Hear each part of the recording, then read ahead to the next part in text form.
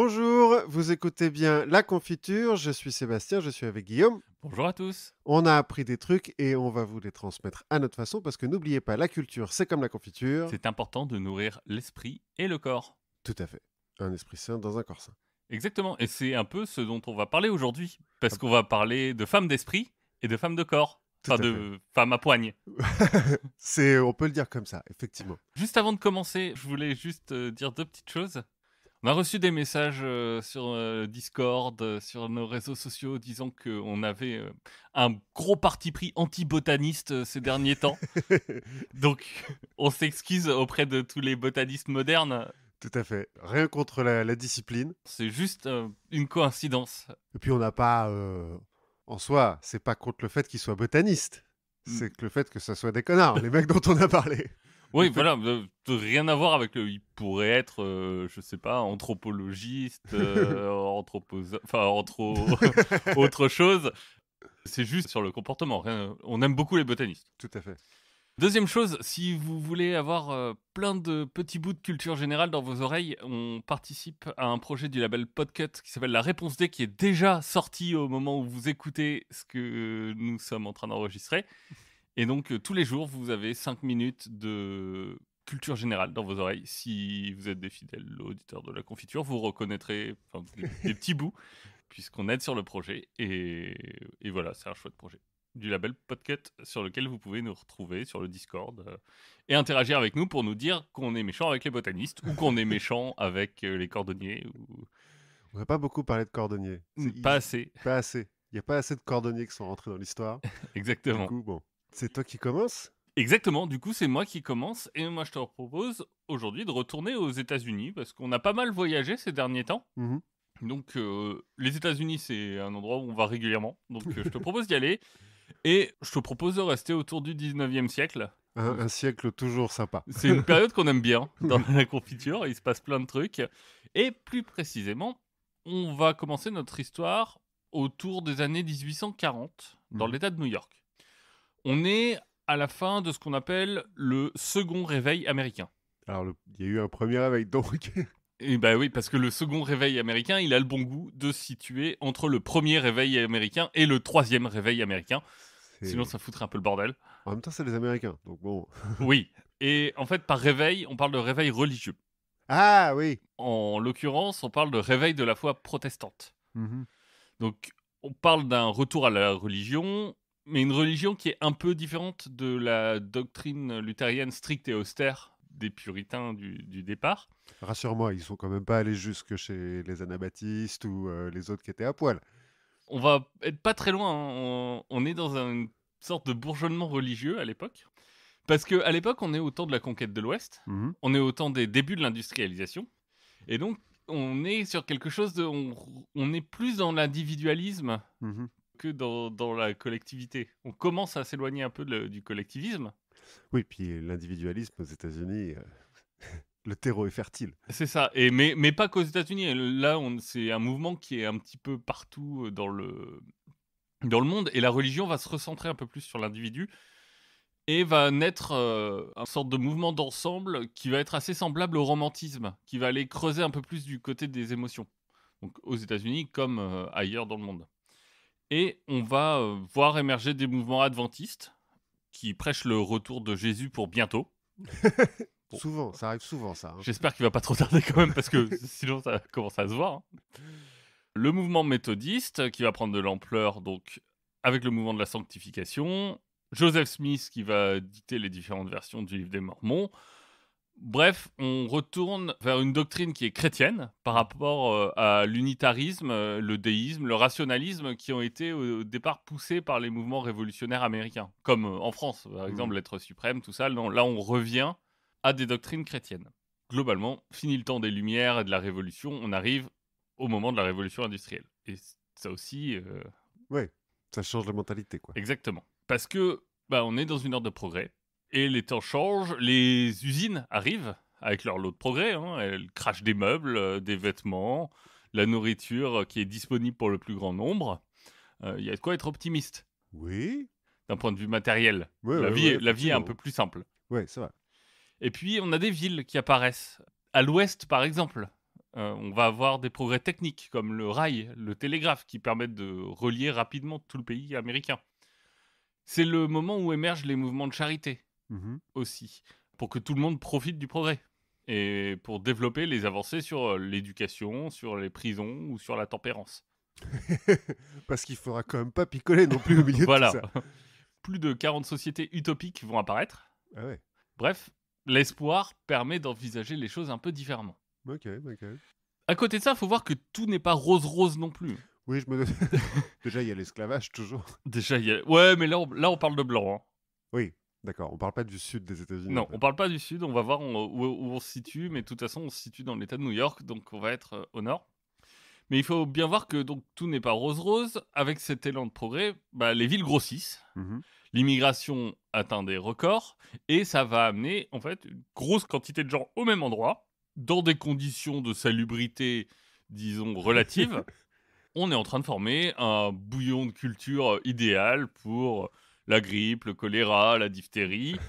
Les femmes sont beaucoup touchées par des décès postpartum. Oui. Un tiers des enfants ne soufflent pas leur première bougie.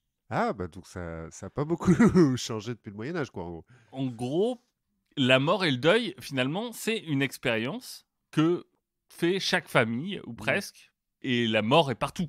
Mmh. Puisque, à cause de ces conditions de salubrité, de la médecine qui n'a pas encore rattrapé les autres techniques. Puis peut-être que le droit du travail dans les usines aussi, Oui, je suis pas sûr qu'ils mettent tous des lunettes de protection, quoi. c'est ça. Et on va voir que cette omniprésence de la mort, ça aura aussi une importance dans notre histoire. Donc, où est-ce qu'on va? On est aux États-Unis. Plus précisément, on va aller dans le comté de Wayne, dans l'État de New York. Donc, le comté se trouve dans une région un peu plus grande qu'on appelle le Burned-Over District. Donc, OK. Burned-Over District, ça veut dire littéralement le district brûlé. Ouais. Pourquoi? Parce que c'est dans cette partie de l'État de New York qu'on va avoir un mouvement religieux hyper fort, à tel point que en fait, les gens vont tellement être emballés par toutes ces nouvelles religions que après, en fait, il va y avoir une sorte de retour de bâton, une sorte de vide, et que les gens vont se dire non, non, mais là, c'est fini la religion. On crame tout. Enfin, ouais, nos esprits sont brûlés, il y a plus de. Ouais, d'accord. On s'est tellement emballé que bon. Par exemple, c'est dans ce coin, dans ce district, que Joseph Smith va lancer les Mormons en 1828. C'est là qu'on va avoir William Miller qui va annoncer le retour de Jésus pour le 22 octobre 1844. Il s'est gouré, non? Spoiler Ou alert, on n'est pas sûr qu'il ait eu raison. alors Mais il ça, s'est paumé en route, Jésus. mais ça va donner naissance au mouvement adventiste, 22 millions de membres aujourd'hui, Oui, quand même. mais aussi aux témoins de Jéhovah. Ils sont chrétiens, les témoins de Jéhovah? Ils sont Plus ou moins? chrétiens. Ouais. Ils sont chrétiens, c'est les seuls vrais chrétiens. Mais parce que les Mormons, bon, ils baptisent même les morts, mais Donc on a les Mormons, les témoins de Jéhovah qui naissent au même endroit à la même période. On a les Shakers aussi, qui sont en plein boom. Alors ils sont pas tout à fait originaires de là, mais c'est dans ce Burned-Over District qu'ils vont s'épanouir. Les Shakers, ils ont une particularité, c'est des communautés qui sont basées sur des dualismes de genre. C'est-à-dire qu'ils pensent que Dieu est à la fois homme et femme. ouh, ils sont hyper woke, en fait. Ouais, et en fait, pour chaque poste de pouvoir, il y a un poste pour un homme et un poste pour une femme. Et tout est séparé chez eux. Ah, ouais. Non, mais c'est séparé, mais les femmes ont accès. Alors, elles ont un coin de la maison, elles ont un endroit où travailler, elles sont. Et donc dans la partie féminine de la société, elles ont du pouvoir, quoi. Ouais, mais même, elles sont l'égale des hommes, et il y a beaucoup de communautés qui sont dirigées par des femmes. Ah ouais? Donc très woke, très bien. Donc, en gros, si tu prends les Shakers, les Mormons, les témoins de Jéhovah, enfin, le témoin de Jéhovah, c'est un anachronisme à l'époque, mais les Millerites, le Burned-Over District, c'est un peu the place to be quand tu as des nouvelles idées sur la spiritualité à l'époque. C'est parce que il y a un point énergétique C'est très ça, c'est la puissant, rivière Ohio, je pense, qui. voilà, qui fait un diagramme. Il y a un pentagramme, en fait, quand tu regardes de... de haut, ouais, Voilà. et les attaques d'araignées tissent une toile. Enfin, Oui, c'est ça. c'est là que vont naître les héroïnes d'aujourd'hui, les sœurs Fox. Alors, les sœurs Fox, on les a évoquées déjà plusieurs fois, je pense. Au Oui. moins une, quand on a parlé d'anthroposophie et de Steiner. Mhm. Mais je me suis dit que ça valait la peine de se plonger un peu plus en détail sur elles, parce qu'elles ont une influence assez grande et qu'on verra vers la fin, après avoir raconté leur vie incroyable. Le vrai début de l'histoire, ça se passe à l'hiver 1847-1848. On est donc dans la maison de la famille Fox, où vivent notamment Maggie, 14 ans, et Cathy, 11 ans et demi, avec leur mère et leur père. Et c'est la mère qui va remarquer d'abord des sons étranges dans la maison. Ils sont rythmiques, un peu comme des pas. Mais pourtant, il n'y a Mhm. personne. Mhm. C'est la nuit. C'est un peu Amityville, quoi. C'est peut-être un petit peu Amityville. Sauf qu'à l'époque, les fantômes, Ouais, on sait pas. on ne sait pas, on n'a pas encore la science des fantômes qui nous Enfin, permet aujourd'hui de bien les identifier. on n'a pas les instruments Exactement. pour les repérer. Le père, avec toute sa sagesse de forgeron, lui dit bah écoute, c'est une vieille maison, on est à la campagne. Il y a des bruits. C'est normal que ça fasse du bruit. Mais la mère reste persuadée que les sons paraissent un peu trop artificiels, un peu trop rythmiques, un peu trop pas naturels. Elle les a pas entendus avant. Bref, Madame Fox n'est pas très tranquille. La curiosité de la mère de famille va atteindre un point culminant le 31 mars 1848. Mhm. Là, elle décide que trop c'est trop. Elle prend sa lampe torche, Ah, ouais, enfin sa torche, enfin ouais. une chandelle, et elle part inspecter la maison. Quand elle arrive dans la chambre des filles, elle tombe sur Cathy, qui a le regard perdu dans le noir.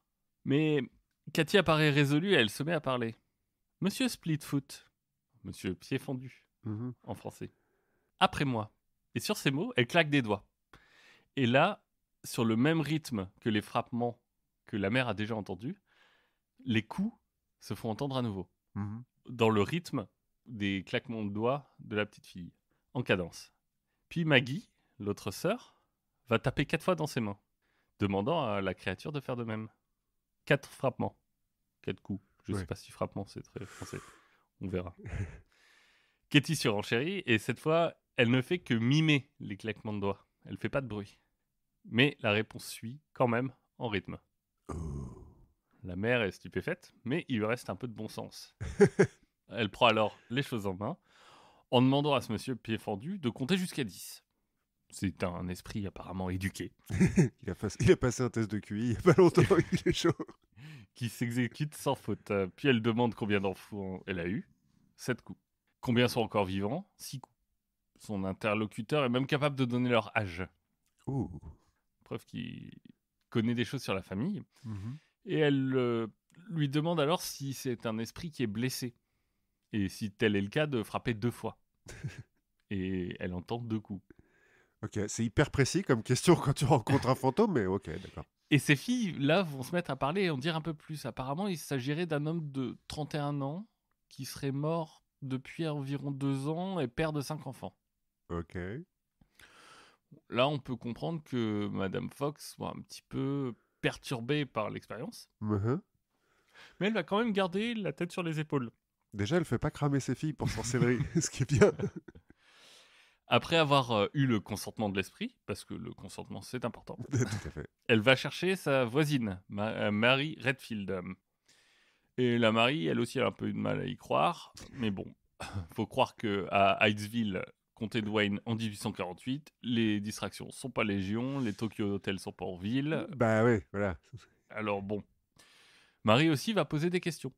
Et elle va recevoir également des réponses sur sa vie personnelle qu'on peut difficilement inventer. Mhm. Bon, malheureusement, l'histoire ne nous les a pas transmises, mais Ah, zut. croyons Mary sur parole. Le lendemain, on fait venir un petit groupe de voisins pour une soirée de discussion avec les esprits. Parce que Pas parce que les voisins n'ont pas la télé non plus. c'est ça. Sauf que très vite, on se rend compte que l'interaction juste avec des coups, c'est un peu compliqué. Ça fait une interaction un peu limitée. Oui, le débit en termes d'information est pas terrible. Ouais, mais la première solution, elle n'est pas très complexe. C'est-à-dire qu'on va donner à chaque lettre un nombre de coups. Mhm. Et comme ça, l'esprit va pouvoir dicter des mots, voire des phrases. Voilà. S'ils connaissaient le morse, ce con d'esprit, ça irait plus vite. Mais enfin bon. C'est pas très ergonomique, mais ça fait le job. Mhm. On vient là de créer un des premiers systèmes de communication avec les esprits du monde moderne. Effectivement. On va du coup en apprendre un petit peu plus sur Monsieur Splitfoot. Il s'agirait d'un colporteur, un marchand ambulant, une belle profession contre laquelle nous n'avons rien. Ça fait très longtemps que je n'ai pas croisé un colporteur. Moi aussi, mais... Qui s'appelle Charles Rosna et qui a été assassiné 5 ans auparavant. Ok. Bon, le fille avait dit 2 ans. Bon. Oui, mais le temps se passe Oui, différemment dans dans le monde monde, dans le monde des esprits, c'est que c'est pas facile. La relativité, c'est Einstein qui a mis ça en place. Oui, il faudra encore attendre 50 ans pour que ça arrive. C'est pas très compliqué à vérifier, puisqu'il dit qu'il est enterré dans la cave. Bah, on va le déterrer. On va chercher des pelles. Bon, j'imagine que Madame Fox est pas super enthousiaste, genre, mais Comment ça, vous allez creuser sous ma maison? comment ça vous allez faire des trous dans ma cave? Mais c'est difficile de s'opposer à ce genre de choses. Le problème, c'est qu'il a plu énormément ces derniers jours autour de la ferme, et que dès qu'on creuse, en fait, on fait remonter de l'eau. Oui. Donc, on pourra pas vraiment en savoir plus avant quelques semaines. Mhm. Donc, on laisse tomber. Mais en attendant, la rumeur se répand dans tous les environs. Et les visiteurs continuent à venir passer des soirées chez les Fox en attendant la nuit. Et en attendant de pouvoir voir de leurs propres yeux, surtout d'entendre de leurs propres oreilles, ces communications avec l'au-delà. J'espère qu'elle fait payer l'entrée, Madame Fox. Non, non, non, c'est... Ah, c'est de la charité. Voilà. Et de toute façon, ce sera toujours une œuvre de bon sens et de... Oui, le bénévole. Exactement. Ce que ça signifie, même si on ne fait pas payer l'entrée, c'est que le statut de Maggie et de Cathy change un peu Mhm. dans le voisinage. Bah, elles vont devenir les filles qui parlent avec les morts. Et alors, je suis toujours surpris que personne encore ait décidé de les brûler. Ben, en fait, il y a 2 réactions. T'as les gens qui trouvent ça intriguant, que ça suscite du respect, voire de l'admiration. Mhm. Et puis, t'en as d'autres qui sont un peu plus méfiants. Alors, dans le meilleur des cas, on va avoir des sceptiques qui vont les considérer plutôt comme des arnaqueuses. Ouais. Mais bon, faut voir aussi que discuter avec les morts, c'est pour certains un petit peu tabou. Et avec la notoriété qui s'étend, le pasteur de la congrégation méthodiste va virer la famille Fox De de sa sa... congrégation. Vous n'êtes oui. plus dans mon troupeau, mes chers moutons. Parce que bon, jouer avec l'Esprit Saint, ok. Les autres esprits, c'est non. Ouais, voilà. C'est que l'Esprit Saint qui t'a le droit de parler. Peut-être Marie, de temps en temps, ou un ange, mais... Mais c'est pas des... c'est C'est pas, différent. c'est C'est pas différent. des Ouais, esprits. c'est pas des colporteurs. Enfin, Voilà. enfin, Un petit peu de... c'est un peu des standing. colporteurs de la bonne nouvelle, mais c'est pas pareil. La rumeur va vite dépasser la ville de Hydesville et va attirer plus de curieux, notamment un procureur, E.E. Lewis, qui vient enquêter sur l'histoire. Normal, il y a que ça à foutre. Il va interviewer les témoins, il va se renseigner auprès des propriétaires précédents qui n'ont jamais entendu ce genre de bruit. Il va avoir des difficultés à retrouver le dit Charles Rosna Dans les... dans les archives. Bon, c'est sûrement des archives qui sont pas très complètes. Bah voilà, Donc- ils n'ont pas le Minitel encore à l'époque, donc... Exactement. Et il va retranscrire aussi les réponses assez précises aux questions personnelles qui ont été posées, mhm. sur lesquelles il n'a pas de réponse. Il va en faire un rapport, qu'il appelle avec une grande licence poétique « Rapport sur les bruits mystérieux entendus dans la maison de Monsieur Fox à Hydesville, Arcadia, Wayne County Ah oui, c'est un artiste, quand même. ». On sent le poète. Ouais, ouais. Et pourquoi je parle de ce rapport ? C'est parce qu'il va arriver jusque dans les mains d'une certaine Léa Fish, et qui, elle, vit à Rochester. Mhm. Rochester, qui est l'autre ville de l'État de New York. Ouais, c'est plus une grande ville, Rochester, Ouais. non? Ouais. Et Léa Fish, elle est importante parce qu'elle est née Léa Fox.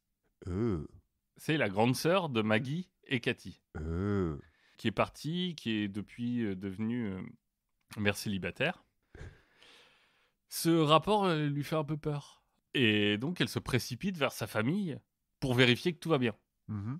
Parce que elle est plutôt dans le camp des gens qui croient à ce genre de choses, puisque c'est une grande lectrice. Mhm. Hein, ça, maintenant, les femmes, ça lit des livres, ça leur met des idées plein la tête, c'est très Mais étrange. c'est le début de la fin de la civilisation. Hein. On apprend Exactement. aux femmes à lire, et puis on va le voir après, que les femmes qui savent lire, elles font n'importe quoi. Hein. Elle a lu un autre livre qui s'appelle Les principes divins de la nature, Hmm.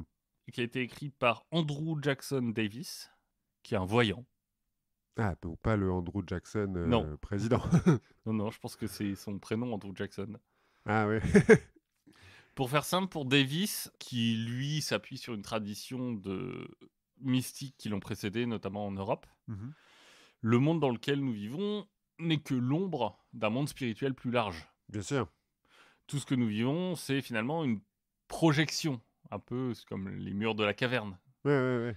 de quelque chose de plus grand qui nous est inconnu, et les morts qui peuplent cet univers ont finalement des relations avec nous Mhm. quasi quotidiennes. C'est juste qu'on s'en rend pas compte. Oui. Davis va prédire aussi que bientôt on va s'en rendre compte. Alors lui il donne pas de date.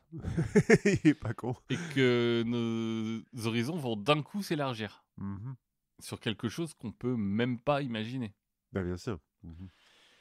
Et Léa se dit, mais si le déclenchement de tout ça, c'était mes 2 sœurs, si c'était le moment, Oui. si la révélation était arrivée. Elle a quel âge? Léa, elle a 23 ans à l'époque. Mhm. Donc à l'époque, une femme âgée presque. Oui, donc elle est mère célibataire. En gros, elle donne des cours de musique pour survivre à Rochester. Elle retourne à Hainesville. Elle va prendre Cathy, elle va l'emmener chez elle à Rochester.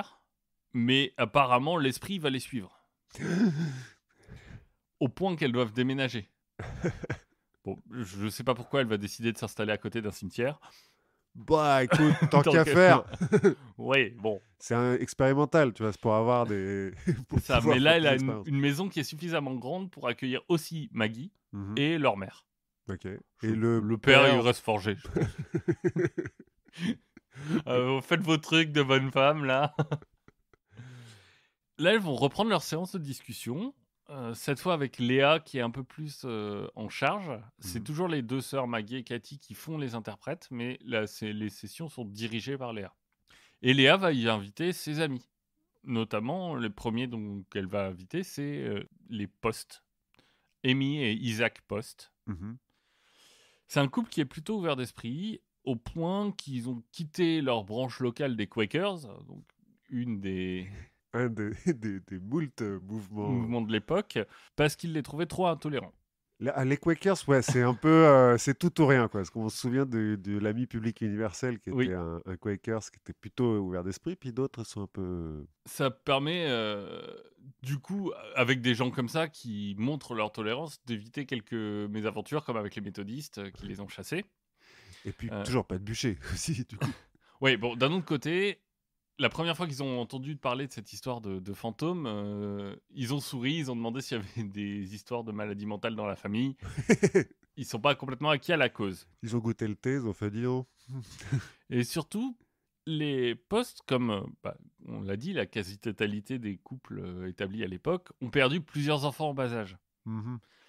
Et quand les messages des esprits vont commencer à parler de ces gamins, bah là, tout change dans leur esprit. Eh oui. Tout change dans leur tête. Et très vite, ils vont compter parmi les apôtres les plus fidèles des sœurs Fox. Mhm. Bon, bientôt, les sœurs sont connues dans tout Rochester. Et elles vont rassembler autour d'elles une petite communauté qui cherche une alternative spirituelle. Et toujours bénévolement, tout ça. Pour le moment, on peut toujours... Alors, je sais pas à quel point les autres leur ramènent des cadeaux. Oui, les volontaires, peut-être qui ramènent de la bouffe, le Voilà. 4 quarts, tout ça, quoi. Ouais, mais t'es invité pour la soirée. C'est normal, tu viens avec une ça- bouteille de vin au moins, quoi. Ouais, voilà. Un petit cellier des dauphins.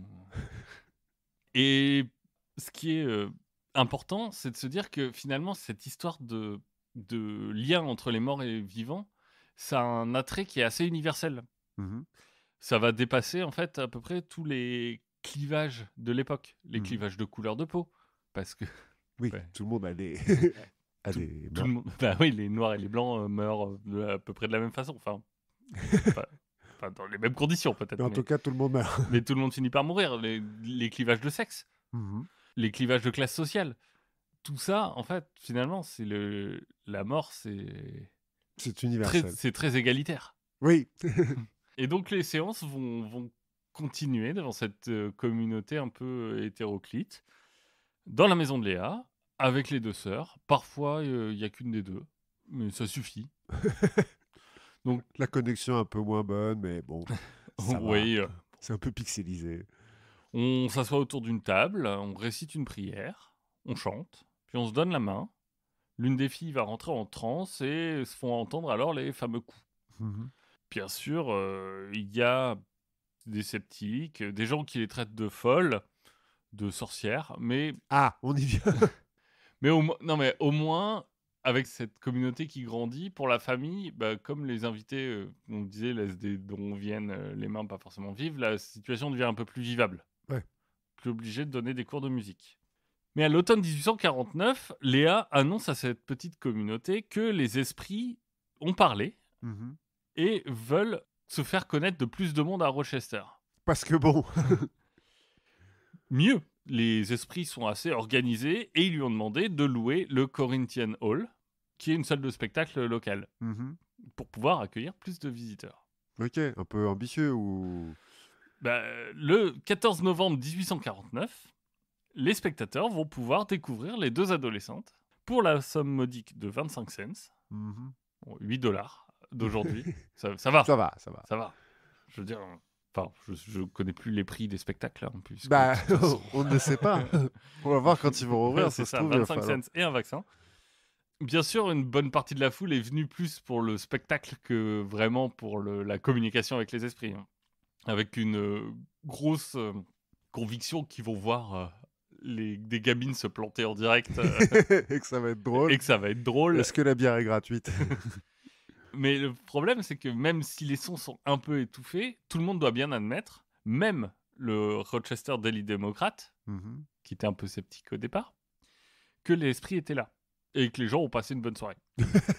Aussi. Parce que la bière était gratuite. Bon, ça c'est. Bah, le problème, c'est qu'une telle manifestation publique va pas laisser les gens indifférents. Mhm. Bah, surtout s'il y a un article dans le journal. Voilà, le journal en parle, et un groupe de cerveaux parmi les plus affûtés de la communauté de Rochester va former un comité pour mener l'enquête. Bien. Est-ce que c'est une supercherie ou non? Et très vite, ils vont devoir l'avouer. Bah, ils sont incapables d'expliquer d'où proviennent les sons. Hmm. Personne peut affirmer que c'est quelque chose de surnaturel, Mhm. mais en tout cas, personne n'a d'explication autre Mais que celle-là. ils ont enquêté comment, cela dit? Bah, par exemple, ils ont essayé de les mettre sur des sièges en verre. Les heures? Oui, sur des coussins. Il y a même eu un sous-comité spécial composé de femmes qui ont été vérifier leurs sous-vêtements Ok. pour voir si elles dissimulaient pas des choses dedans. Mhm. Mais on trouve rien. Les bruits semblent venir d'ailleurs. En tout cas, ça fait la pub pour les petites Fox. Bah oui, oui. Et l'ambiance devient de plus en plus électrique autour d'elles. Ça polarise de plus en plus les gens, au point que pour leur représentation finale du 17 novembre, on va découvrir à côté du théâtre qu'il y a un tonneau de goudron qui est là en attendant. Et un sac de plumes, au cas où. Hein, mais vraiment. Mais dans la salle, on va avoir des pétards qui vont exploser, la scène qui va être prise d'assaut pour tenter de découvrir le trucage. Enfin, puisque Bah, après, puisqu'il n'y a pas de trucage, voyons. voilà, c'est les esprits. Bien sûr, dans les journaux, on va se plaindre que le comité a écarté tel ou tel qui aurait à coup sûr démasqué la supercherie. On s'étonnera aussi que les esprits n'aient rien trouvé de plus probant que de taper sur des murs pour se faire entendre. Ouais, il pourra quand même faire apparaître des trucs, que ce soit un Exactement. peu son et lumière, quoi. Mais au final, malgré tout ça, les sœurs vont devenir des célébrités locales Mhm. à la tête d'une petite communauté de fidèles. Mais Rochester, c'est un petit peu petit pour un tel message. Bah oui.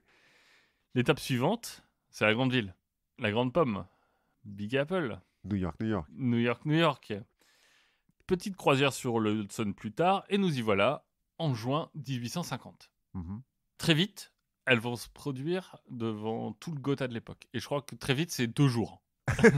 Bah, en même temps. Attends, mais elles sont venues par leurs propres moyens ou c'est Ouais. quelqu'un- ouais. On verra dans les premières soirées, par exemple, l'éditeur du Evening Post, qui s'appelle Cullen Bryant, Mhm. ou encore James Fenimore Cooper, l'auteur du dernier des Mohicans.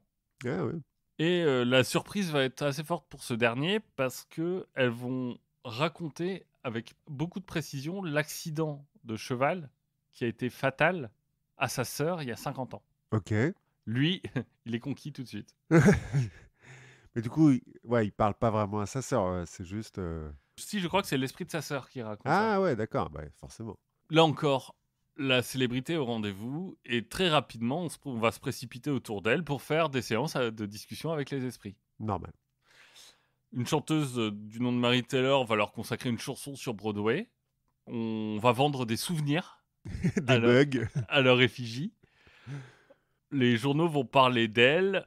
C'est la sensation du moment. Enfin bref, ça y est. Un mouvement est en train de prendre son envol, qu'on appelle le mouvement spiritualiste, Mhm. qui donnera plus tard d'autres mouvements dont on va parler. On va voir fleurir du coup tout un tas d'adeptes. Bah, oui, oui. D'abord des publications, comme le Spirit World, Spiritual Philosopher, New Era, le Spiritualist Messenger. Donc toute une littérature qui apparaît. Et puis surtout se crée un nouveau métier, médium. Ouais.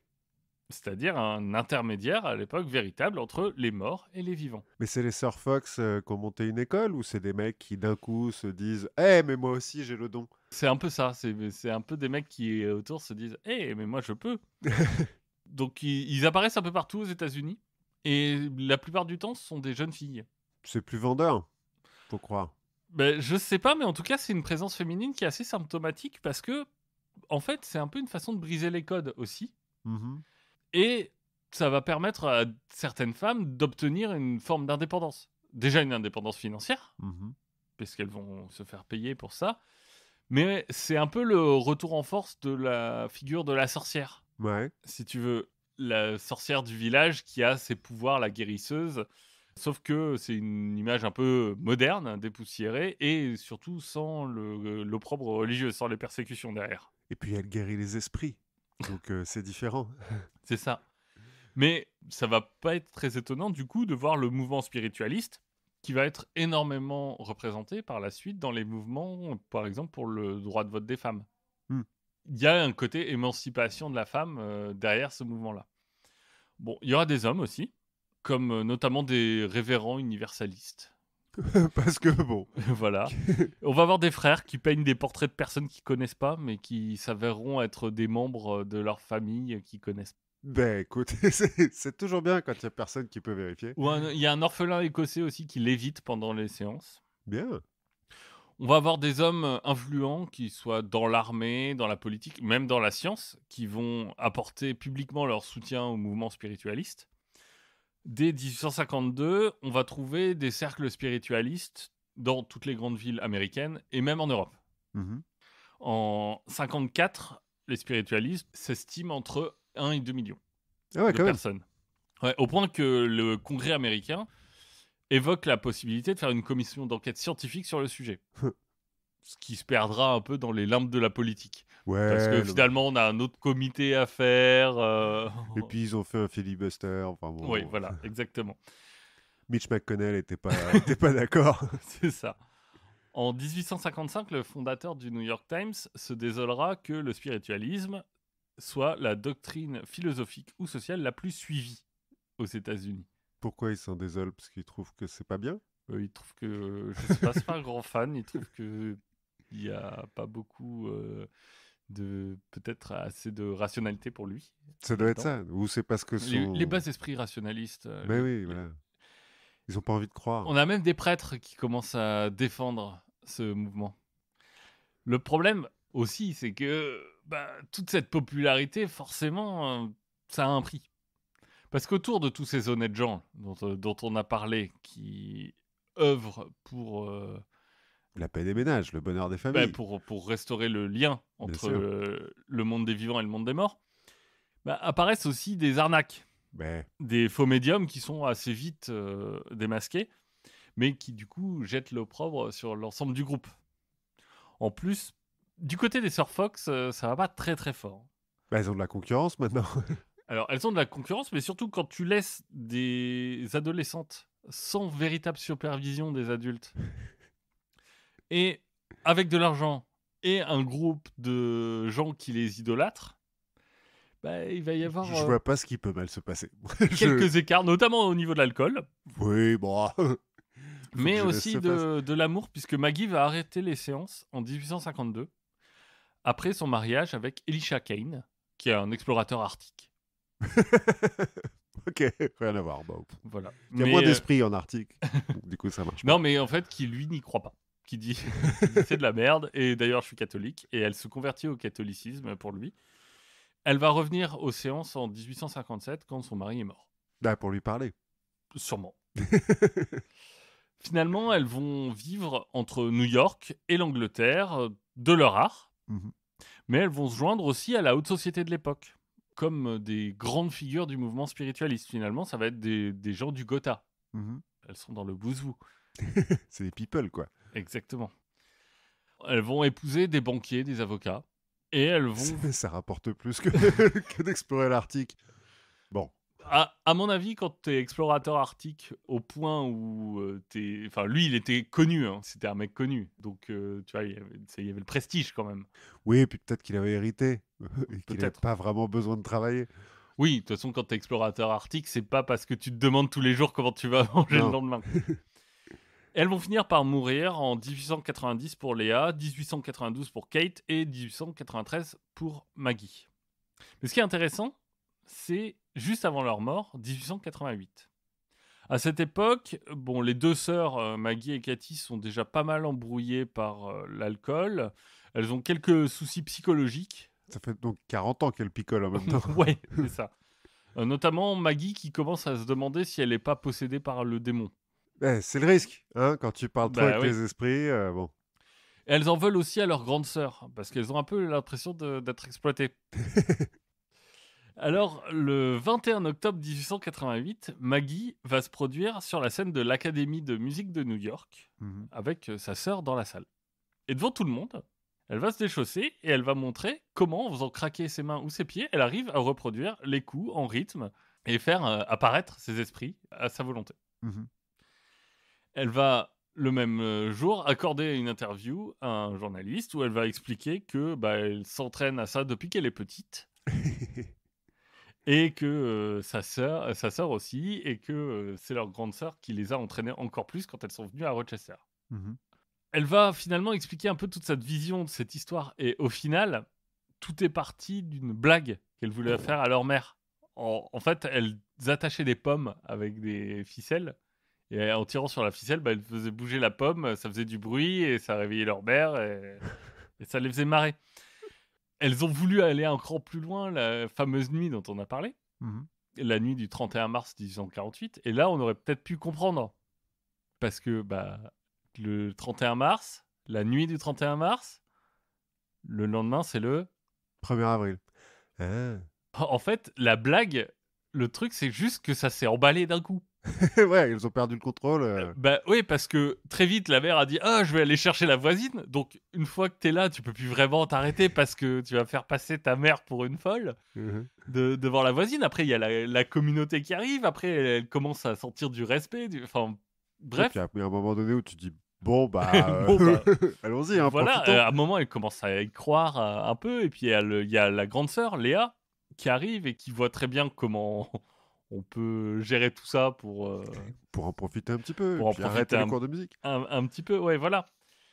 Bref, elles ont quand même eu une vie qui est tout à fait différente de ce une vie de fille de forgeronne pouvait leur faire espérer. Mhm. Mais ce qui est intéressant, c'est du coup, elles ont fait naître un mouvement mondial qui s'est après transformé pour passer en Europe, notamment du spiritualisme au spiritisme, Mhm. qui a quelques petites différences idéologiques, mais Oui, mais c'est bon. voilà, c'est des descendants. Hein. Alan Kardec, c'est la suite logique de tout ça. Mais finalement, tout est parti d'un poisson d'avril, Ouais, d'une blague. d'une blague qu'elles n'ont pas pu arrêter, et en fait, qui continue encore aujourd'hui, finalement, cette blague. Je me demande combien il y a de religions ou de mouvements religieux qui ont commencé comme ça. Bah, écoute, Sur des mecs qui ont fait des blagues et ah merde, on a un peu perdu le contrôle là. Bon, bon, je peux pas l'arrêter maintenant parce que là, c'est trop tard. ouais, sinon ils vont me lancer des pierres. Bon, continuons. Hein. Ouais, je suis le fils de Dieu, pas de problème. Écoute. Et voilà, sauf que elles, au moins, l'ont reconnu à un moment. Ouais, juste avant de mourir. Juste avant de mourir, 40 ans plus tard, mais Mais c'est ça, un prophète, il faut que ça meure jeune. Sinon, oui, sinon ça part en couille. sinon ça devient le méchant. Bah ouais. Eh ben, on va continuer à parler de femmes émancipées. Alors, pas tout à fait de leur plein gré, hein, là, dans ce qu'on va parler, mais de femmes fortes en tout cas, puisqu'on va parler de Jeanne de Clisson, la tigresse bretonne, la lionne sanglante. Donc elle faisait des tapisseries, quoi. Oui, c'est ça. Tout à fait. Tout à fait. Parce que, une fois n'est pas coutume, aujourd'hui, tu as commencé en disant on voyageait beaucoup en ce moment, donc Oui. là, on va rester local. Je vais parler d'histoire de France. Ok. Bah, oui, Clisson, le Hellfest. Ah ouais, c'est là que... C'est là qu'il y a le Hellfest. Ah, Il y a- c'est intéressant. Nos amis métalleux devraient écouter attentivement. Donc, on va parler de l'histoire de France et d'une période dans laquelle, en fait, il manque 2-3 dragons et quelques morts vivants pour que ce soit Game of Thrones, hein, la France. On va parler de la guerre de 100 ans, enfin du début en tout cas. Parce que c'est les rois maudits. les rois maudits, la Qui, guerre de 100 ans. qui est pas Oui, beaucoup plus mauvais que Game of Thrones, hein. oui, oui, c'est pas faux. Et puis plus ou moins véridique. Mais bon, c'est un peu large quand même la guerre de 100 ans, donc on va se concentrer sur l'histoire d'une Jeanne. Mhm. On Euh, embrasse toutes les Jeannes. on embrasse toutes les Jeannes, enfin en fait de plusieurs Jeannes, et puis de leurs On copines. embrasse plusieurs Jeannes, alors. Voilà. Qui ont remarqué que si on laisse la guerre aux hommes, ben, on n'est pas sorti des ronces. Donc on va s'en occuper nous-mêmes. Alors on va se rassurer, je te rassure, hein, même si j'aime bien déconstruire les mythes de l'extrême droite, on va pas parler de Jeanne d'Arc. Hein, c'est quand même beaucoup trop mainstream pour la Bah confiture. oui, tout le monde connaît. Bah oui. Donc, on va parler de Jeanne de Clisson et de ses copines Jeanne de Flandre et Jeanne de Penthièvre. Le trio de Jeanne. Le trio de Jeanne. Mais bon, d'abord, on va planter le décor, donc on va faire un petit peu de contexte. Tout ça se passe au XIVe siècle en Bretagne. Ok, donc il y a des farfadets, des druides et des trucs comme ça. Voilà, plus ou moins. Et pour Et des comprendre... gens ivres. Et des gens ivres, oui, mais bon, c'est la Bretagne, quoi. Pour comprendre un peu plus, il faut revenir un peu sur l'histoire de la Bretagne. Donc, au Néolithique, il y a des Celtes. Voilà, bon, en fait, on n'a pas besoin de remonter jusque-là, mais on va quand même remonter jusqu'au XIIe siècle, avec une autre femme, qui est un peu à poigne aussi, et puis qui est un peu genre, non, mais je fais ce que je veux. Aliénor d'Aquitaine, Oui. duchesse d'Aquitaine. Donc, en fait, elle vient de faire annuler son mariage avec Louis VII, parce que Louis VII, il a tenté la deuxième croisade, ça a été un échec total. T'es trop un loser, je te quitte. Voilà, c'est ça, parce qu'Aliénor, elle fait pas ça, donc Louis elle... VII, roi de France, hein. Oui, oui, Louis VII, roi de France, bien sûr. Donc Aliénor, elle reste pas avec les losers, donc elle sort une histoire de consanguinité. Et elle se marie avec le sultan. Non, non, mais elle ressort une histoire de consanguinité, parce qu'en fait, ils ont un arrière-arrière-grand-père en commun. Ouais. Et elle fait annuler le mariage par le pape en disant, bah non, c'est pas possible, Ouais. on couche pas avec son cousin au 9e degré. Enfin, en tout cas, pas en Aquitaine. Voilà. Peut-être dans d'autres régions de la France, ça se fait, mais. Bah, 1 ou 2 siècles plus tard, on va voir que ça va être plus léger hein, de ce côté-là. Donc elle se barre avec les meubles et son duché, parce que le duché d'Aquitaine lui appartient toujours. C'est un quart du territoire français, hein, l'Aquitaine à l'époque. Et comme ça attire un petit peu les convoitises, malheureusement pour elle, elle ne peut pas rester célibataire. Donc elle se remarie avec le jeune Henri Plantagenet, qui est l'arrière-petit-fils de Guillaume le Conquérant, donc duc de Normandie, et qui est sur le point de recevoir la couronne d'Angleterre. Parce que... bah oui, voilà. parce qu'elle se marie pas avec des losers. Non. Et puis tant qu'à faire, vu qu'elle avait beaucoup de prétendants, elle a pris celui qui avait le plus gros... Pédigré. Voilà. Alors qu'il y a 10 ans de moins qu'elle, hein, mais bon. Bah, tant qu'à faire. Oui, en même temps. Leurs fils, Richard Cœur de Lion et Jean Santerre, à sa suite, Oui. vont en fait rattacher le duché d'Aquitaine à la couronne d'Angleterre. Et il n'y aura plus de duc d'Aquitaine, le duc d'Aquitaine sera le roi d'Angleterre. Ce qui en fait un vassal. Ah non, c'était déjà un vassal du roi de France, puisqu'il y avait déjà le duché de Normandie. Voilà. Donc il est vassal le roi d'Angleterre est vassal du roi de France, c'est-à-dire qu'il est obligé d'aller rendre hommage au roi de France. Mais bon, il est roi quand même, hein, donc... Il est roi, il a l'Angleterre et la moitié de la France. Voilà. Donc bon, hein. Mais non, ouais, à la fin du XIIe siècle, ils ont la moitié de la France, hein, parce qu'ils ont l'Aquitaine, la Normandie. Bon, la Bretagne, on sait pas très bien si c'est la France ou. Bah non, à l'époque, la Bretagne, c'est... Ah bah non, en fait, la Bretagne, à l'époque, c'est un duché aussi, Oui. ou un royaume, bon, ça dépend. Et ils manœuvrent assez bien, Richard Cœur de Lion et Jean Santerre, parce qu'ils arrivent à mettre sur le trône ducal leur frère, leur jeune frère, Geoffroy, qui marie avec la fille de Conan IV, le petit, duc de Bretagne. Parce qu'il donc, il y a eu 4 Conans. Voilà, et ce qui est dommage quand tu t'appelles Conan et que t'es surnommé le petit. Alors en fait, il y a eu 4 Conans. Conan 1, le Thor. Conan 2, le 2, Conan 3, le gros, et Conan 4, le petit. Voilà. Et le destructeur? Non, il n'y a pas eu C'est des Conan un petit peu... Oui. Bon. Des déconnants. Voilà, un peu. Il semblerait que Conan 1, le Thor, c'est le plus drôle. Mais bon. Donc ils ont marié leur frère à la fille de Conan 4, et donc le duché de Bretagne est aussi, alors pas complètement rattaché à la couronne d'Angleterre, mais en tout cas dominé par les Anglais. Mais du coup, il y a le duché de Bretagne, le duché de Normandie. Dans quel duché est le Mont-Saint-Michel? Alors c'est compliqué. Je l'ai vu passer, en plus j'ai pas noté et tout, parce qu'il est déjà construit à l'époque, il y a des histoires de dons à un moment au Mont-Saint-Michel, je ne sais pas. Et Nantes est la capitale de la Bretagne. Bref, heureusement, au XIIIe siècle, Philippe Auguste, Philippe II, roi de France, va manœuvrer pour faire revenir la Bretagne dans le giron français en plaçant un Capétien sur le trône ducal. Bon, une histoire de régence qui se passe mal, bon, voilà. Il y a un cousin capétien qui monte sur le trône, c'est cool, la Bretagne est à nouveau vassale de la France, mais reste indépendante. La Bretagne, c'est toujours pas la France. Est-ce que ça le sera un jour? On sait pas trop, mais en tout cas, là, ils parlent même pas le français, hein, les mecs en Bretagne. Tu vois, enfin, c'est... Maintenant, à notre époque, bon, plus ou moins, quoi. Il faut continuer à faire des fautes d'orthographe quand même.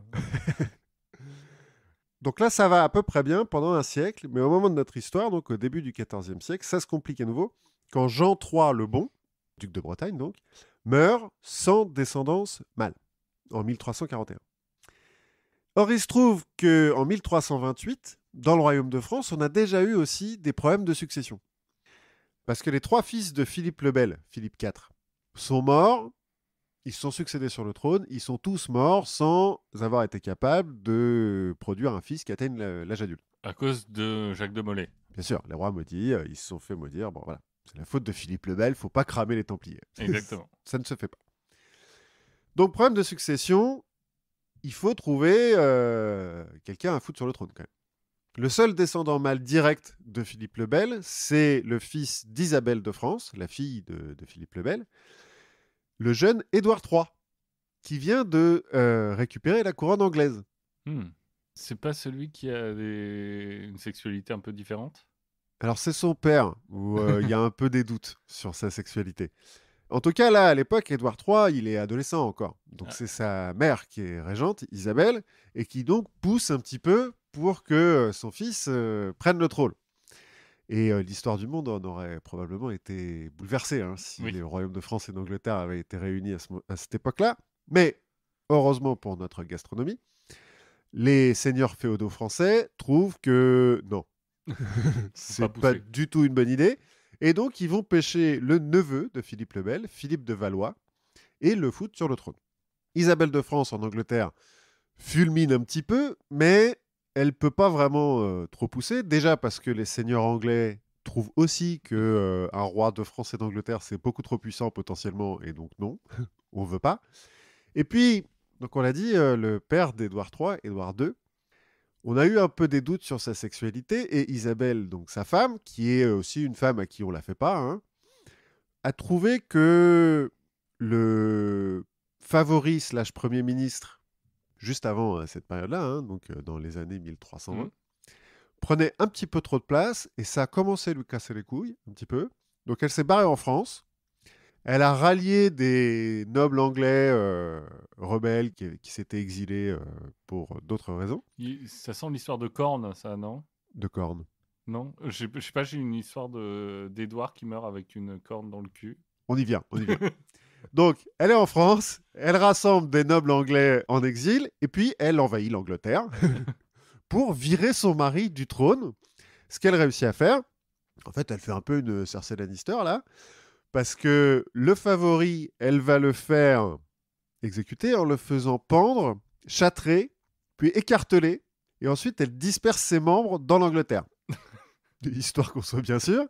Elle fait donc abdiquer Édouard II au profit de son fils, qu'elle met ensuite Édouard II Édouard, anciennement roi d'Angleterre, en résidence surveillée, et quelques mois plus tard, il meurt, selon la légende, alors pas avec une corne, avec un tison chauffé à blanc enfoncé dans le fondement. Alors ça, il semblerait que ça soit une légende, mais il est quand même mort d'un fatal accident en 1327. C'est ça, mais ça m'avait marqué dans Les Rois Maudits. le tison dans le cul, ouais. C'est pas très sympa. Donc bon, On la respecte, Isabelle de France, hein, quand même, en Angleterre, mais elle n'est pas trop en position de pousser plus, quoi. Oui, bah, parce que ça reste une femme aussi. Oui, puis bon, Et quand puis t'as fait un coup d'éclat, faut pas les enchaîner trop Oui, vite, c'est quoi. ça. Sinon, ça peut devenir dangereux. Donc, 10 ans plus tard, en 1337, Édouard III, qui règne tout seul maintenant, parce qu'il est adulte, va réaffirmer ses droits sur le trône de France après que Philippe VI, donc Philippe de Valois, ait voulu lui piquer le duché d'Aquitaine. Donc Édouard III est dit attends, moi aussi je devrais être roi de France, je suis plus légitime que toi. Petit passage devant les tribunaux, on ressort des placards la loi salique. Ah bah non, Isabelle, c'est une femme, donc elle a perdu les droits parce qu'elle est des femmes. Donc toi, t'as pas de droit. Et Philippe de Valois, Philippe VI, est le roi légitime de France. Et boum, guerre. Voilà, la guerre de 100 ans, non. Guerre de 100 ans, donc qui commence. Bah, c'est un conflit de succession. Voilà. Et bah, un petit peu à cause d'Aliénor d'Aquitaine, 2 siècles plus tôt, qui a filé le duché d'Aquitaine en Angleterre. Bon. Les premières années de la guerre sont un peu timides. Hein, on se renifle pas mal. Les Français ont un peu assiégé Bordeaux, mais pas très longtemps. Le Parce round que... d'observation. Ouais, c'est ça. Ils ont assiégé Bordeaux, mais ils n'ont pas ramené assez de bouffe. Donc en fait, ils ont faim. Enfin, c'est les assiégeurs qui ont faim et pas les assiégeants. Donc ils se barrent.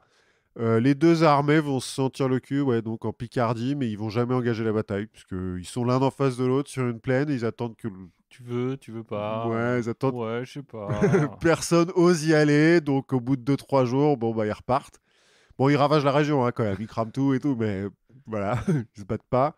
Il y a que en mer, où il y a des batailles navales qui ont un peu d'importance, notamment une pour laquelle les Anglais ont débloqué la technologie Arquelon, Ah, ce qui leur permet de buter 18 000 Français et de défoncer la flotte française.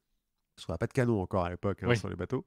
Donc l'Arquelon, bah ouais, ça te donne un avantage certain. Mais c'est tout.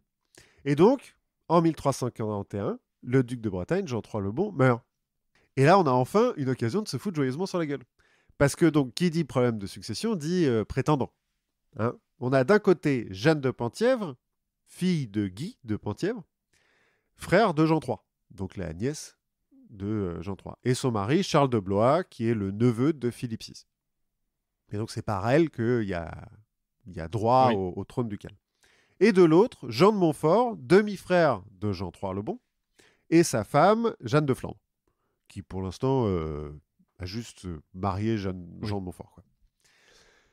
Grâce à son lien de parenté avec Philippe VI, Charles de Blois va recevoir le soutien du roi de France, parce que bon, c'est la famille, quoi. Même si Philippe VI, il a utilisé la loi salique en disant non, les femmes, elles n'ont pas le droit. Elles n'ont pas de droit de succession. Pour le trône de France. Voilà, en Bretagne, c'est différent, ils ont des coutumes, ils parlent pas la langue en plus, donc bon, voilà. En réaction, Édouard III va apporter son soutien à Jean de Montfort, parce que la Bretagne, à une époque, c'était anglais, donc bon, hein. Et puis... Et puis ça peut faire chier les Français. Voilà, c'est ça. Là, on est quand même dans un moment où si on peut faire chier les Français, allons-y. Qu'est-ce que t'entends par un moment? Je veux dire, un moment entre, Entre le Guillaume début de l'histoire et maintenant, quoi. Ouais, c'est ça. Entre Guillaume le Conquérant et maintenant, quoi. Voilà. Donc en 1341, d'abord, ils commencent par se rencontrer à Paris, devant les tribunaux, pour essayer de plaider leur cause. Bon, ça marche pas terrible, hein, parce que Philippe VI, voilà, hein, il soutient son parti, sa famille, son poulain. Pour éviter la guerre, à un moment, on propose quand même de couper le duché en deux, puis d'enfiler un bout à Montfort et l'autre bout à De Blois, en disant, bon, hein, Oui. ça va, quoi. Là, Jeanne de Penthièvre, qui est jeune hein, à l'époque, elle a 19 ans, elle a dit à son mari, c'est mort. Le duché, il est à moi, je le veux en entier. Donc, non. Ok, vas-y, hein. Parce que à côté, ils vont commencer à bouffer du beurre doux. Hors de question. Ces cons d'anglais, ils vont ramener de la Marmite. Ça va pas le faire du tout. Et donc, à l'automne 1341, la France, enfin le roi de France, envoie une armée. Et puis là, plus question de galanterie. Hein, l'armée française, elle défonce un peu tout sur son passage. Elle accule Jean de Montfort à Nantes, dans sa capitale, la capitale du duché qu'il a prise un peu avant. La ville est assiégée et au bout d'une semaine, Jean de Montfort capitule et est fait prisonnier, envoyé à Paris. Paf, l'affaire est réglée, c'est bon. La Bretagne est française. La Bretagne est française. Mais que nenni! J'ai dit que c'était une histoire de femme. Jeanne de Flandre, femme de Jean de Montfort, qui, à la base, a rien à voir avec la Oui. Bretagne, parce qu'elle vient de Flandre, dit Il non, non, y a non. des liens quand même, hein, au Oui. niveau de l'alcoolisme. Puis au niveau des alliances réversibles avec la France et Oui. l'Angleterre aussi. Il va y avoir des batailles en Flandre. Pendant la guerre de 100 ans, il va y avoir beaucoup de morts. Ouais, Jeanne de Flandre, c'est pas le genre de femme à attendre patiemment les horreurs du parloir, hein. Donc quand son mari est mis en prison, eh ben, elle va rallier les seigneurs de son camp, envoyer son fils en Angleterre pour le protéger et prendre la tête des armées. Parce que, voilà, faut tout faire soi-même. C'est plutôt une Stark. Ouais, c'est ça, c'est un peu la mère Stark. Et elle va pas trop faire dans la dentelle à la tête des armées. En juin 1432, elle est assiégée par les troupes de Charles de Blois à Hennebon, dans un château fort qui lui appartient. Pour résister aux assauts des Français, elle va faire armer les civils, ce qui ne se fait pas normalement. Elle va remonter le moral et tout. Enfin, genre, elle est sur les remparts. Ok, allez-y, on va se battre. Et une nuit, elle sort discrètement avec un petit détachement et elle fout le feu au camp adverse. Elle crame tout, ce qui lui donne le temps de rejoindre Auray, une ville un peu plus loin, où elle trouve 600 chevaliers qui vont l'aider à lever le siège de Hennebon. Elle y gagne le surnom de Jeanne la Flamme. Et Rien à voir avec le Front National pour le coup. ah non, non. C'est par contre beaucoup à voir avec le fait de cramer des trucs. Elle va continuer à mener les armées jusqu'à l'arrivée du gros des troupes anglaises, qu'elle a appelées en renfort, en 1343, et donc la signature d'une trêve. Parce que là, c'est plus par proxy, il y a les vraies deux armées qui sont l'une en face de l'autre, et les gars, ils font, ouais, bon, ok, trêve. Jean de Montfort est libéré en 1344, mais il meurt en 1345. Et donc Édouard III, craignant que Jeanne de Flandre reprenne le flambeau et l'utilise pour tout cramer, Oui, c'est ça. la fait venir en Angleterre et la met en résidence surveillée. Il va même faire courir le bruit qu'elle est folle, ce qui a priori n'est pas vrai. Mais bon. Juste un peu chaleureuse. Ouais, c'est ça. Jusqu'à la majorité de son fils Jean, donc qui vit en Angleterre là, c'est donc les Anglais qui vont gérer les villes montfortistes de Bretagne. La Bretagne est toujours divisée en fait. Oui. Pas officiellement, mais de fait. De fait, elle est divisée. C'est la guerre de succession de Bretagne hein, qui va durer une vingtaine d'années.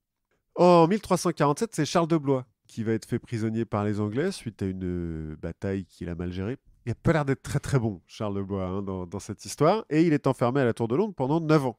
Donc on se dit, bon, peut-être que ça va s'arrêter. Bah non, parce que sa femme, Jeanne de Penthièvre, qui maintenant est un petit peu plus âgée, elle se dit, mais attendez, moi aussi, je peux mettre un casque et porter une épée. Hein, donc voilà, hop, c'est elle qui reprend le chemin de la guerre et qui mène les armées donc, françaises, blaisistes, puisque décidément, il faut tout faire soi-même dans ce bled, hein, quand même. Bon, mais Jeanne de Clisson dans tout ça, tu veux me dire. Bah hein. oui, c'est ça. Il y a beaucoup de Jeanne, mais pas de Jeanne de Clisson. Ah ouais. En fait, Jeanne de Clisson, elle est née Jeanne de Belleville en 1300, dans le Poitou. Donc à la base, rien à rien voir à avec le voir 20e. avec l'histoire. Bon, son père possède quelques terres en Bretagne, mais ils sont surtout dans le Poitou. Mais rien à voir avec le 20e et Belleville, quoi. Non. Ah oui, non, non, non, du tout. Quand elle a 13 ans, son père la marie à Geoffrey de Chateaubriand, un baron breton de 19 ans. Bon, c'est un peu violent, mais à l'époque, c'est comme ça. Hein.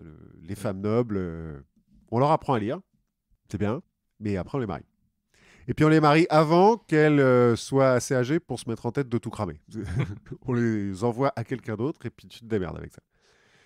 Elle va avoir 2 enfants de Geoffrey et l'histoire a pu s'arrêter là si ce con de Geoffrey ne s'était pas fait buter en 1326.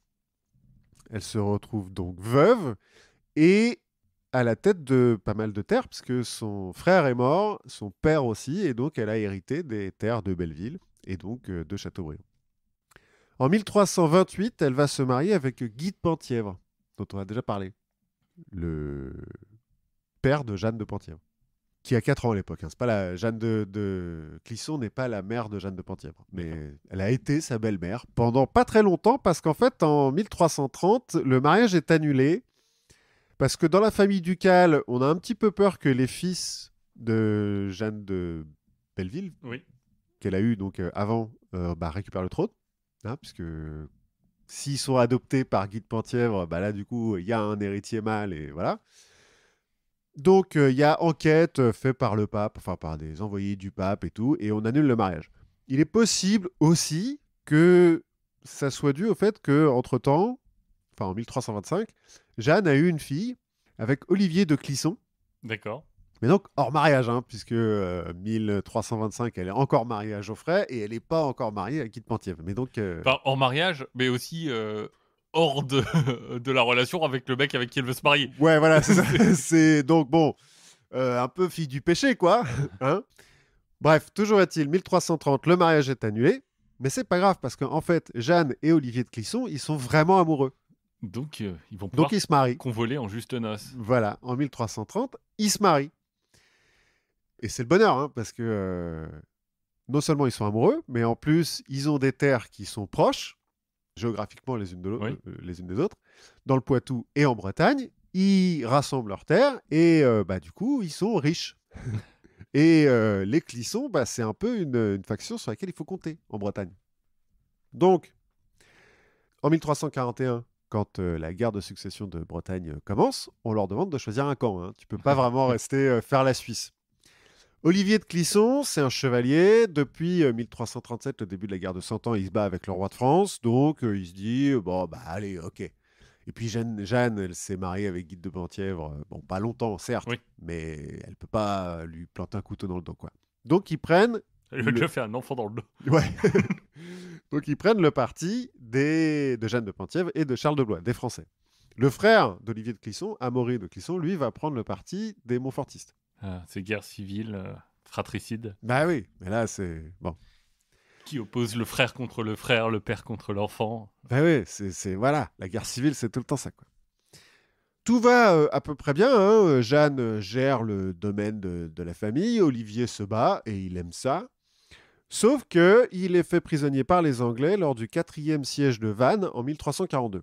Il y a eu 4 sièges dans la même année, en fait. Olivier de Clisson, il a pris la ville, ensuite il l'a perdue, ensuite il l'a reprise, et puis il la repère. Bon. Compliqué. Donc, il est fait prisonnier et envoyé en Angleterre.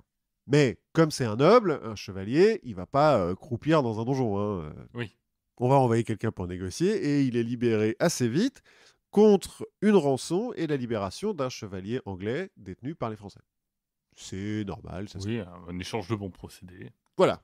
Pas garder des chevaliers en prison pour rien, quoi. Ça, c'est bon. Oui. Hein. Puis on va pas les exécuter. Donc, il rentre chez lui en 1343, au moment où la trêve est signée. Tout va bien. Ça aurait pu, encore une fois, s'arrêter là. Mais je t'ai promis du Game of Thrones. Bah oui, bien Voilà. sûr. Et c'est là que ça arrive un petit peu. T'as compris que c'est le calme avant la tempête. À l'été 1343, le roi de France va organiser un grand tournoi pour ses chevaliers, pour amuser les galeries, puis pour pas qu'ils perdent la main non plus. Hein, parce que on est en trêve, mais il faut quand même continuer à se battre. Et il invite Olivier de Clisson et une quinzaine de seigneurs bretons. Dont un qui s'appelle La Montagne. C'est un peu ça. Ils y vont tous gaiement parce qu'ils aiment se battre. Hein. Et pas plus parce que de toute façon, c'est leur roi hein, qui les appelle. Donc, ok, on y va. Arrivés à Paris, ils sont tous arrêtés par le roi et passés en procès dans la foulée. Aussi vite, hein, comparution immédiate. Parce que Philippe VI, il trouve que la rançon qui a été payée pour libérer Olivier de Clisson, elle n'est pas assez grosse. Il trouve que ça s'est fait un peu trop vite, tout ça. Et donc que c'est suspect. Et puis le chevalier qui était censé venir aider Olivier de Clisson lors du 4e siège de Vannes, ouais, qui est arrivé trop tard, en fait, il a tout foutu sur le dos d'Olivier, en disant non, mais c'est pas moi qui suis arrivé trop tard, c'est lui qui a fait n'importe quoi dans la défense. D'ailleurs, il s'était pour parler, je suis sûr qu'il a trahi. Bon. Philippe se laisse convaincre, et donc Olivier de Clisson est accusé de trahison, quoi. Et donc, comparution immédiate, il est reconnu coupable. Hein. Bah, parce que, oui, j'imagine que quand le roi a décidé qu'on t'arrêtait pour trahison. Voilà. De toute façon, il n'y a pas vraiment de preuves, à part les confessions d'Olivier qui ont été obtenues sous la torture. Bon. Donc, les historiens, même de l'époque, enfin, à l'époque, c'est pas des historiens, les Chroniqueurs, merci, vont dire ouais, c'était un peu abusé hein, quand même. Il n'y avait pas vraiment de raison de faire ça. Les historiens après vont dire oui, mais en fait, il n'y avait aucune preuve. Oui. C'était un peu gratos, cette histoire. Mais voilà, le 2 août, il est condamné et exécuté avec les 15 autres seigneurs bretons. Qui avait rien demandé. Bah, ils sont dans le tas. Hein, ils voulaient se battre avec lui. Donc voilà, ils ont dû se battre aussi un petit peu. Donc, ils sont décapités. Et comme chez les Valois, on a un petit peu des problèmes de santé mentale, Philippe, il va pas s'arrêter à la décapitation. Il va s'acharner un petit peu. Il va faire pendre le corps sans tête d'Olivier au gibet de Montfaucon, donc aux portes de la ville, pas très loin de où on enregistre, et le laisser pourrir sur le gibet, et envoyer la tête en Bretagne pour qu'elle soit plantée au bout d'une pique et foutue sur les remparts de la ville de Nantes. Voilà, comme avertissement. Il faut croire. Attention, hein, parce que je suis complètement taré et je peux tuer n'importe lequel d'entre vous sans vraie raison. Voilà. Mon avertissement. Ouais, Montfaucon, c'est un peu la star des rois maudits, finalement. Montfaucon. Le gibet de Montfaucon. Ah oui, bah oui. en fait. Clairement. À Paris, on trouve ça un peu limite. Hein. C'est un peu abusé de faire ça à un noble, hein, quand même, de le foutre sur le gibet comme un vulgaire voleur. C'est pas une jacquerie, quoi. Ouais, il ne faut pas déconner non plus. En Bretagne, ça passe pas du tout. Du tout. Jeanne, quand elle voit la tête de son amoureux sur les remparts de Nantes, elle est là avec ses enfants, il y a quelque chose qui se brise en elle, on va dire. Les vassaux des deux Clissons, du coup, se rassemblent et vont retrouver Jeanne dans son château pour rendre hommage aux morts et puis aider la veuve éplorée, quoi.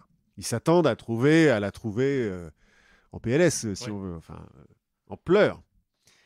Mais en fait, quand ils arrivent, ils la découvrent en côte de maille, avec une épée au côté, en train de dire « Bon, les gars, c'est bien joli tout ça, mais maintenant, il va falloir se venger, hein, parce que c'est mort. Moi, on me décapite pas la mort de ma vie comme ça. » Et donc, elle décide de cramer tout ce qui est lié de près ou de loin au roi de France. Elle commence avec le château d'à côté. Qui n'a rien demandé à personne. Ouais, c'est la propriété d'un vassal du roi de France, un certain Gallois de la Heuse. Déjà, il y a un nom à la con, donc il mérite un petit peu. Elle se pointe en disant qu'elle rentre de la chasse avec quelques-uns de ses amis et elle demande l'hospitalité pour se restaurer, quoi. Gallois de la Heuse, qui n'a pas trop entendu parler de ce qui s'est passé à Paris, ouvre les portes, descend le pont-levis, mais bien sûr, entrez mes chers amis.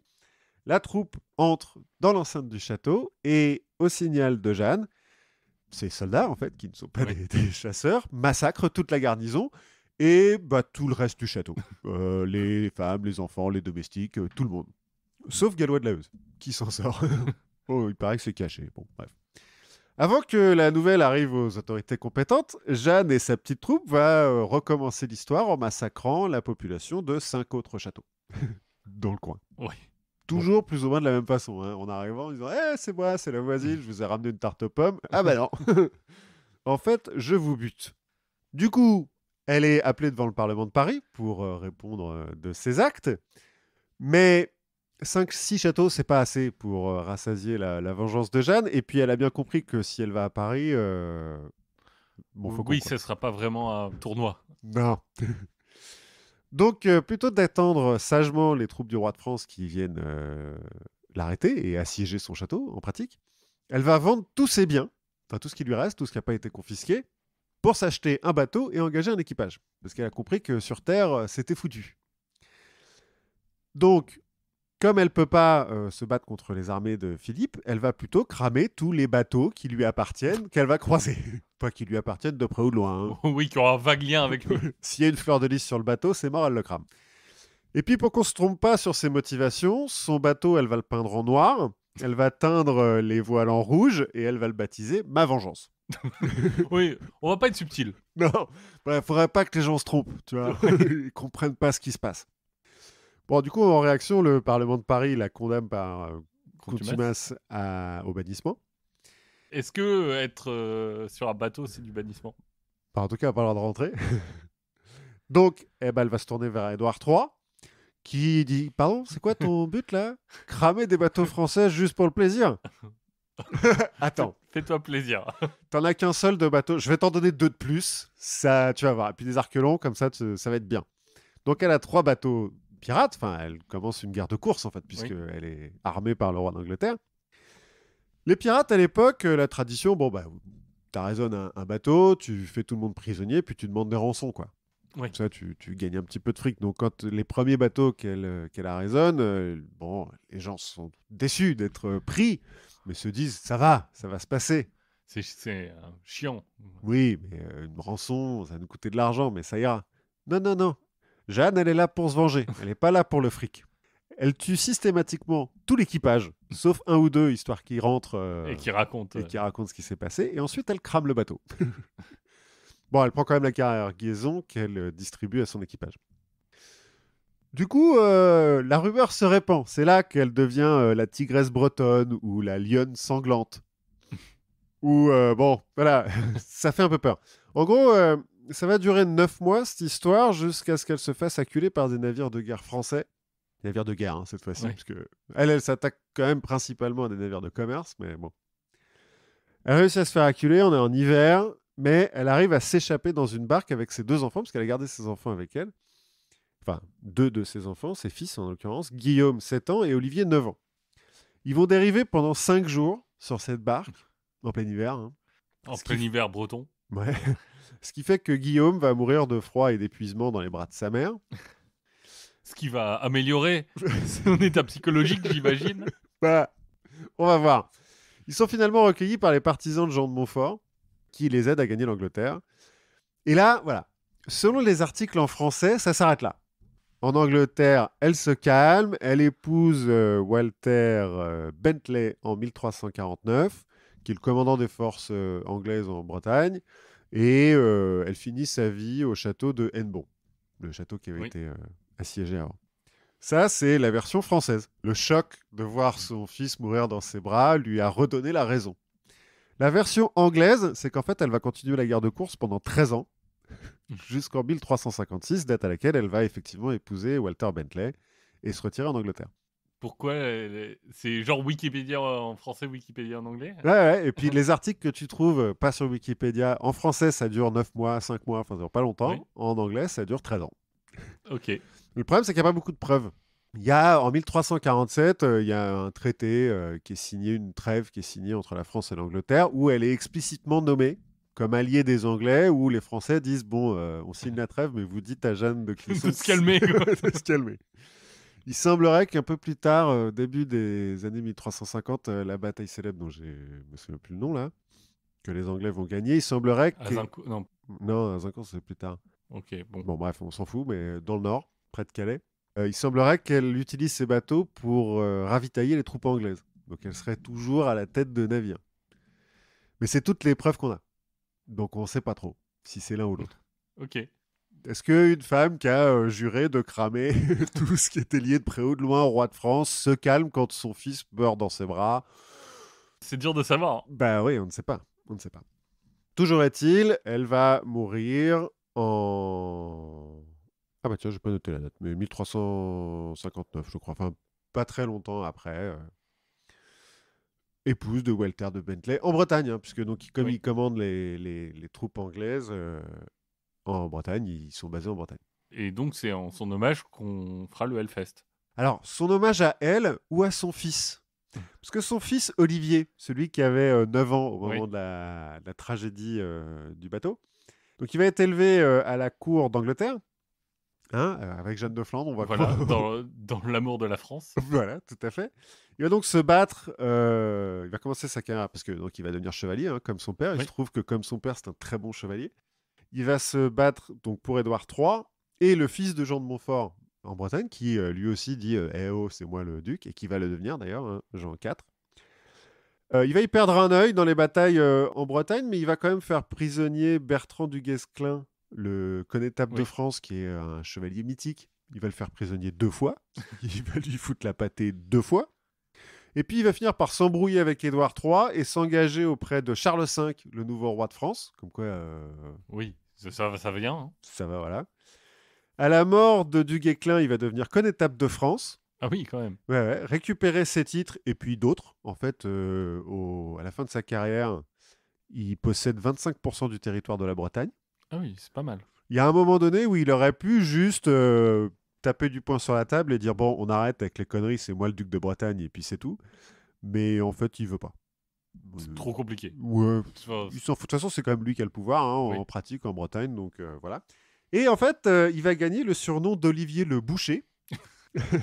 Parce que, après une bataille où son écuyer est Pour mort, son amour de l'agriculture, je crois. tout à fait, tu fais le barbecue d'Olivier Oui. de Clisson est formidable. Non, en fait, il y a une bataille où son écuyer se fait tuer par les Anglais et du coup, il va égorger lui-même 15 prisonniers après la bataille. Et après ce moment-là, quand il fait des prisonniers, bah, il leur coupe un bras ou une jambe pour pas qu'ils puissent s'enfuir. Ok. Voilà. C'est une famille stable. Oui, Tu oui. sens que la noblesse a bien fermenté pour donner de la stabilité et de l'équilibre mental à la famille. Tout à fait, tout à fait. Mais alors, ceci dit, la noblesse à l'époque donne quand même pas mal de pouvoir aux femmes.